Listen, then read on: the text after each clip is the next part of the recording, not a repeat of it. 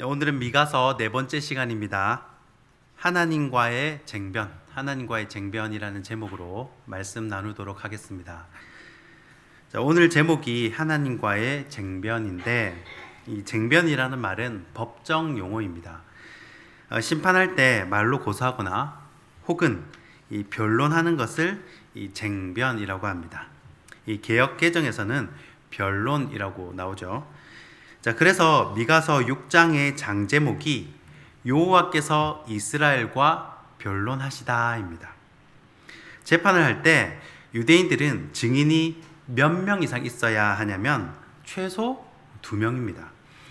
그래서 하나님이 누구를 증인으로 세웁니까? 자, 1절을 보니까 산이 나오죠.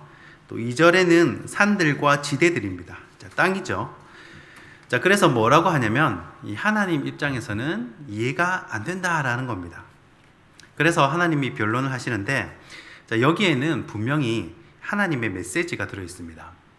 하나님의 사랑이 들어 있고 하나님이 구하시는 것, 하나님께서 무엇을 좋아하시고 또 무엇을 싫어하시는지 그 메시지가 오늘 변론 속에 들어 있습니다. 자, 하나님의 변론을 오늘 차례대로 한번 살펴보겠습니다. 이 첫 번째는 보이는 세계의 속성입니다. 자, 오늘 본문 1절과 2절입니다. 너희는 여호와의 말씀을 들을지어다.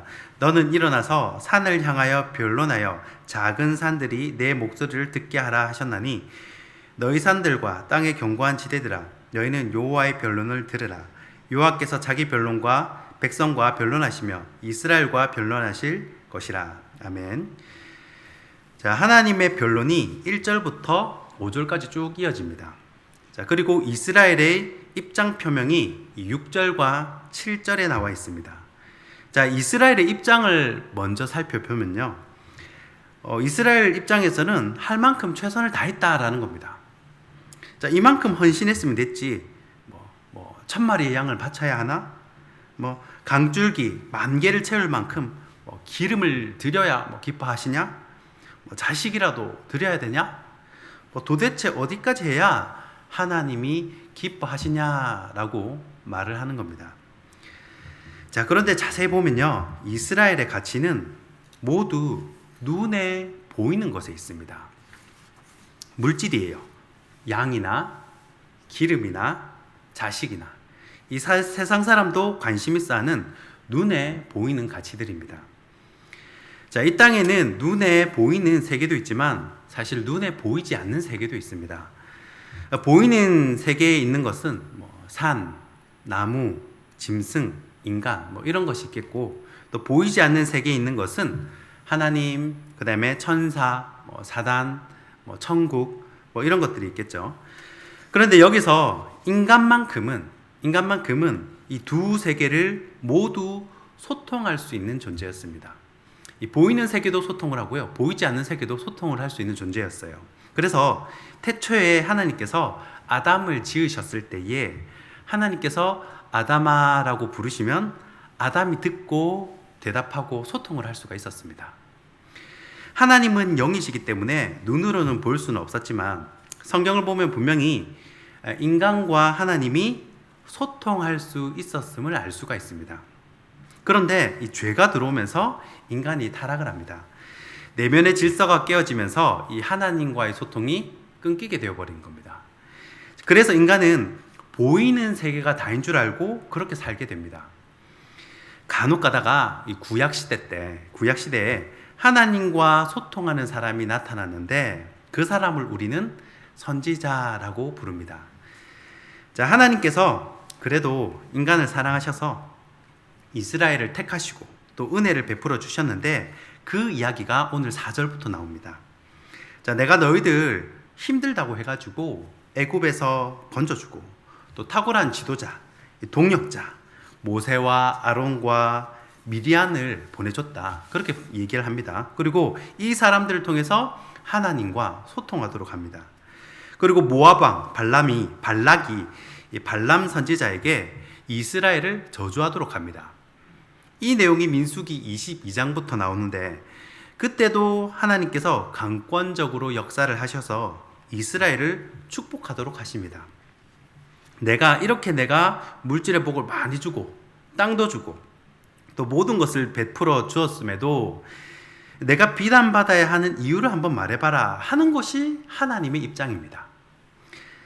자, 구약시대에 하나님은 물질적으로 해줄 수 있는 것은 다 베풀어 주셨습니다. 땅도 주시고요, 자녀도 주시고, 또 이른 비와 늦은 비를 통해서 풍성한 곡식도 주시고 많은 물질을 줬는데도 하나님을 더 잘 섬기고 따르는 것이 아니라 오히려 등지고 저울을 속이고 우상 숭배하고 악한 짓을 하더라라는 것입니다. 자, 물질이라는 것, 이 보이는 세계의 특징이 있는데요. 이 보이는 세계의 특징이 고린도후서 4장 18절에 이렇게 기록을 합니다.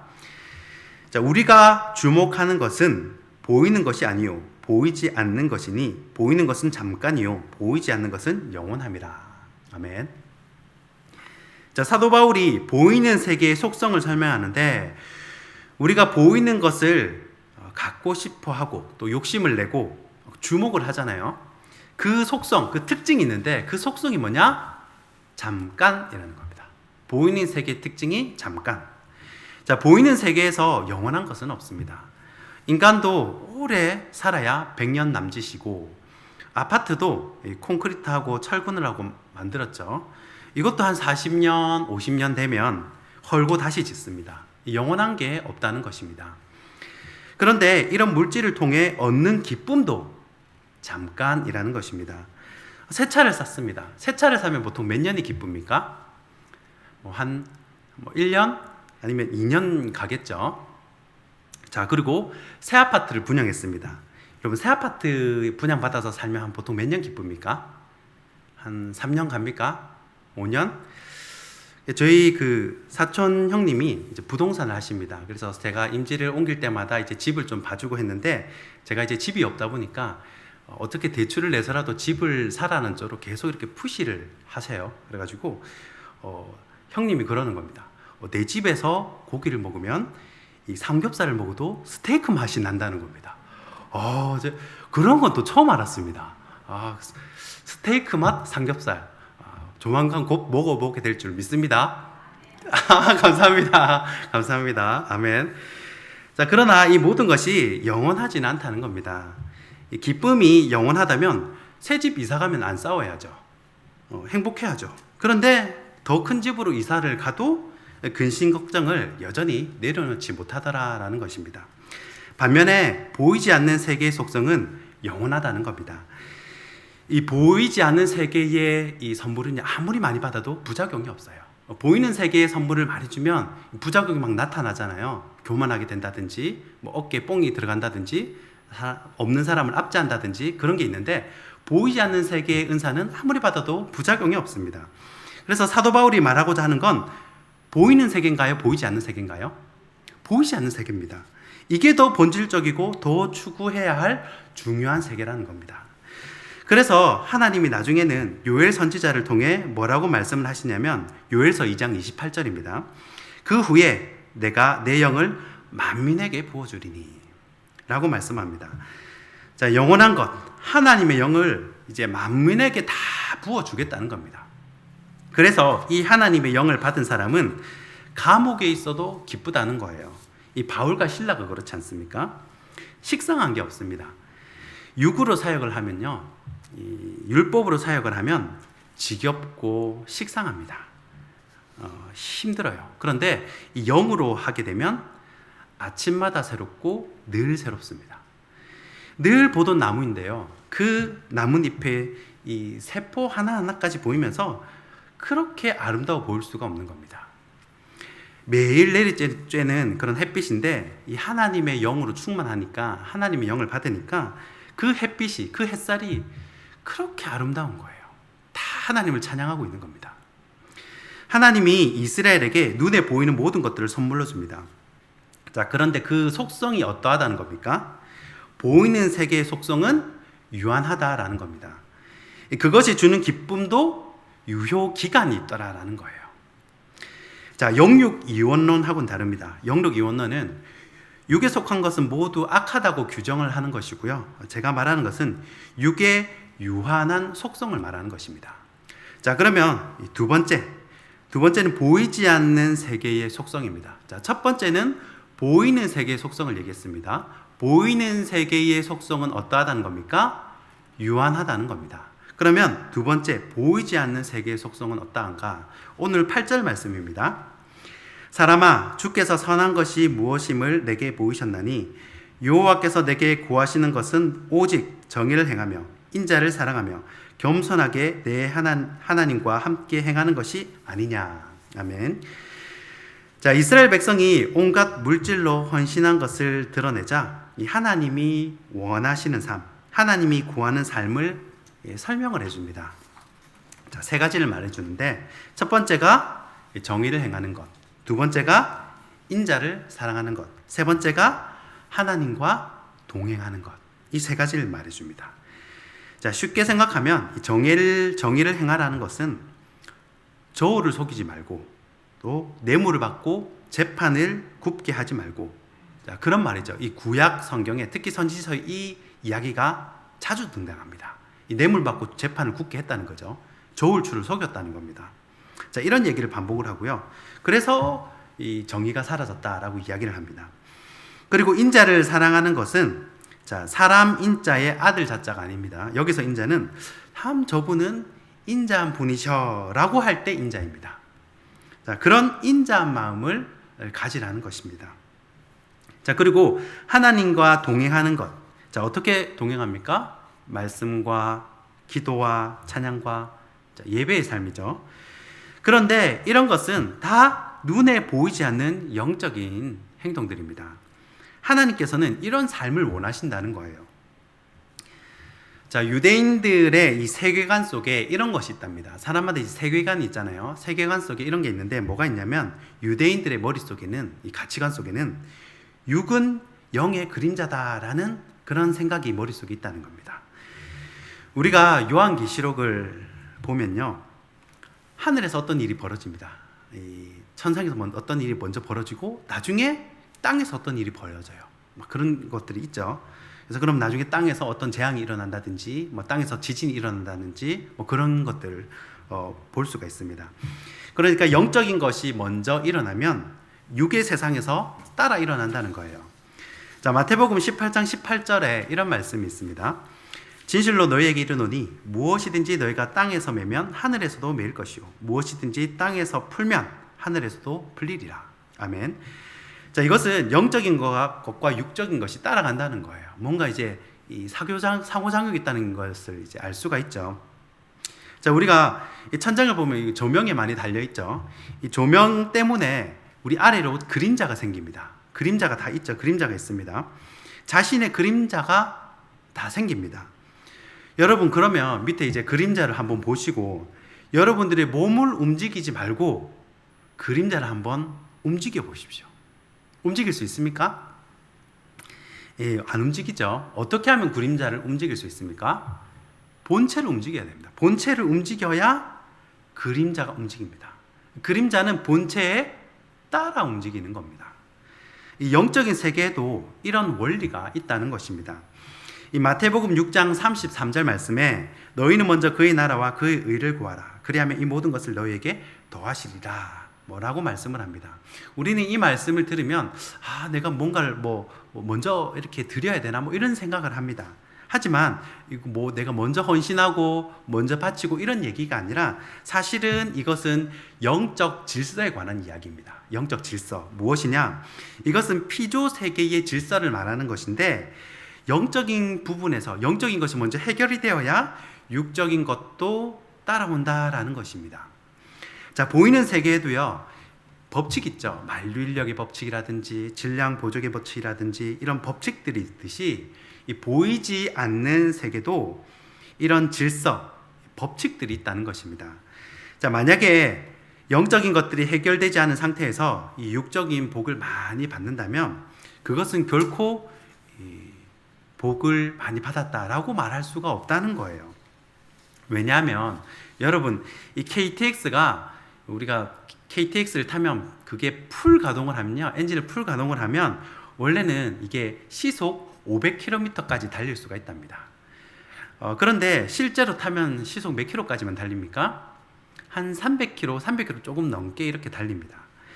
왜 그렇게 달리냐면 이 KTX가 이 500km 이상 달리려면 뭐가 필요하냐면 이 레일이 받쳐줘야 된다고 합니다. 이게 레일이 훨씬 더 튼튼하고 꽉 잡아놓고 이 튼튼해야 이 KTX가 그만큼 달릴 수 있습니다. 그리고 또 직선으로 달려야 하고 이런 조건들이 있어요. 그런데 이 레일이 튼튼하지도 않은데 뭐 옛날에 뭐 비둘기호 타고 다닌 그 레일로 이 KTX가 400, 500 간다고 생각을 해보십시오. 그러면 500km 그렇게 달리면 기차도 부서지고 레일도 망가지게 된다는 것입니다.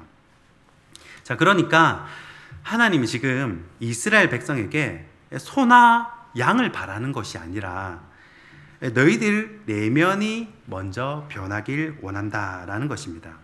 영적인 것들이 변화되기를 원하시는 거예요.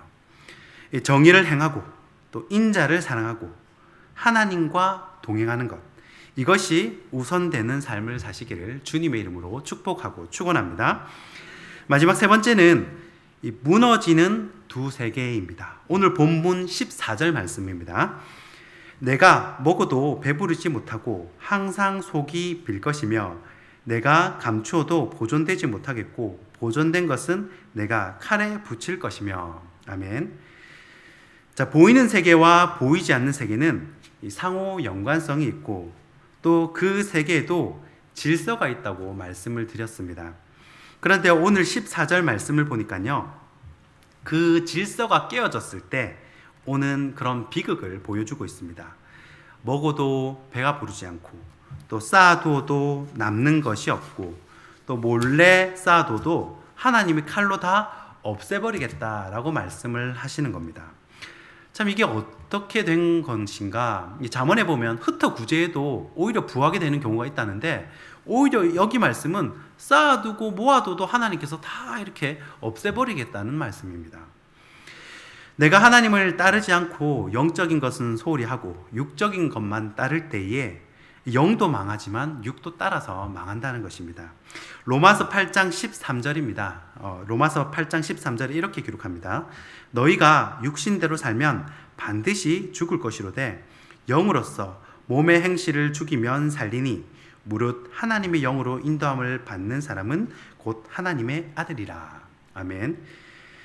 자, 북이스라엘은요, 전례 없는 경제적인 부흥을 맞이하면서 이 물질적인 풍요를 경험하게 됩니다. 그렇게 되면요, 이 성경에 뭐라고 나와 있냐면 경제적 양극화가 심하게 됐다고 나옵니다. 잘 사는 사람은 더 잘 살고 못 사는 사람은 그렇게 나라가 잘 사는데도 못 사는 사람은 더 못 살게 되었다는 거예요. 우리가 영적인 질서에 잘 따르고 하나님 나라를 먼저 생각할 때 하나님은 모든 것을 더해 주시지만 그것이 아닐 때 우리는 무너질 수밖에 없다라는 것입니다. 왜냐하면 이 영과 육은 상극이기 때문입니다.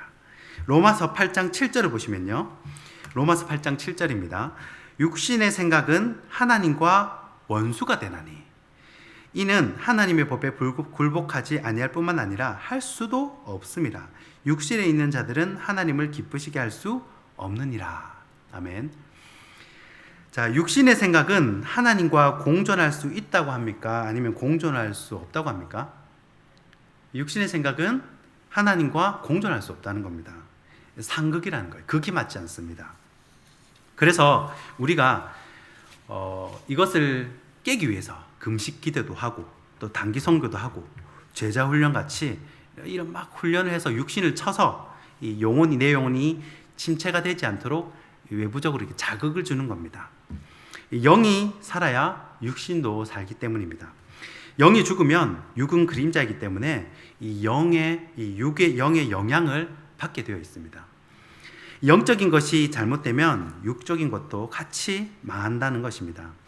이 미가 시대에 경제적인 양극화가 심했습니다. 이 부자는 착취하고 저울을 속이고 해도 더 부자가 되고, 이 가난한 사람 역시 착취를 당하고 저울에 속고 해서 더 가난하게 됩니다.